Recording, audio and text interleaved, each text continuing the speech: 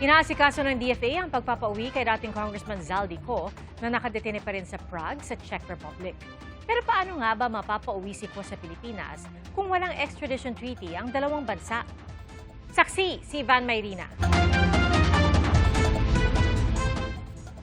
Aarestuhin na sila, ihaharap sa korte at pananagutin sa batas. Maglilimang buwan matapos ilabas ang warrant of arrest laban kay dating Ako Bicol Party List Representative Zaldy Co para sa mga kasong malversation at graft kaugnay sa 289 million peso flood control project sa Nauhan Oriental, Mindoro. Natuldukan na ang pagtugis sa dating kongresista. Ay kay Pangulong Bongbong Marcos, naharang si Co sa border ng Germany na magtangka umanong pumasok mula sa Czech Republic. Dahil sa one visa policy na Schengen visa system, malayang nakakaikot si Co sa Europe.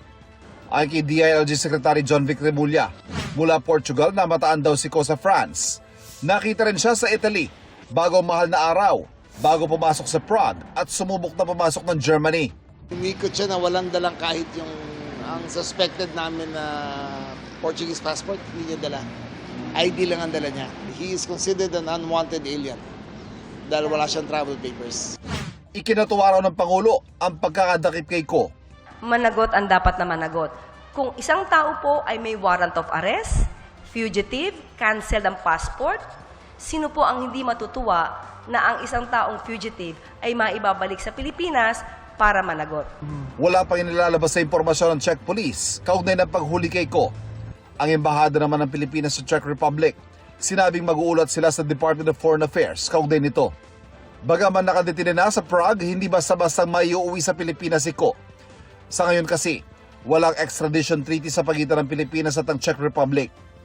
Pero ayon kay Remulla, inaasikaso na ng DFA ang pagpapauwi kay Co na posible raw mapauwi sa pamamagitan ng deportation. The difficult part was wala siyang red notice pa galing sa Interpol. We had filed our request since November 2025. So we were hoping to be released. It will be released soon.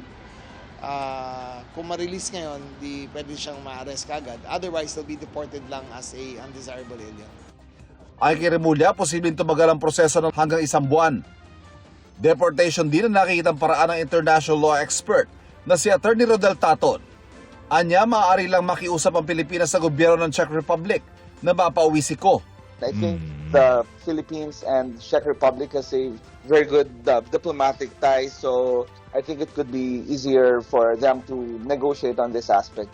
Ayon naman sa international law PhD holder na si Attorney Melissa Loha, may 3 posibleng senaryo kaugnay ng pagpapauwi kay Co. Una, kung totoong hinala ng gobyerno na mayroong Portuguese passport si Co. Sa Portugal at hindi sa Pilipinas pababalikin ng Czech Republic ang mambabatas. Pangalawa, kung walaan niyang Portuguese passport si Co at kanselado ang kanyang Philippine passport. Possible next step would be for the Czech Republic to initiate a return procedure. Now, it's up to the Czech Republic to return him either to Portugal because of his student visa or to the Philippines. Now, the only way is for us to wait and appeal for the Czech Republic to initiate the return procedure to the Philippines. Pero maaarian niyang iapila ni Co ang deportation. 15 days to do that. And it's very convenient for people like that kasi online lang yung pag-appeal. Pinakamahirap niyang pangatlong senaryo kung saan mag-a-apply o kung may aplikasyon na si Co para sa asylum. In that event, mahirapan tayo kasi maraming protections accorded to asylum seekers. Kung mangyari man yan, pwede pa rin mapauwi si Co ayon kay Taton. It's a matter of proving that this is not a case of persecution as against him, but a matter of prosecution. Ako si Van Mayrina, ang inyong saksi.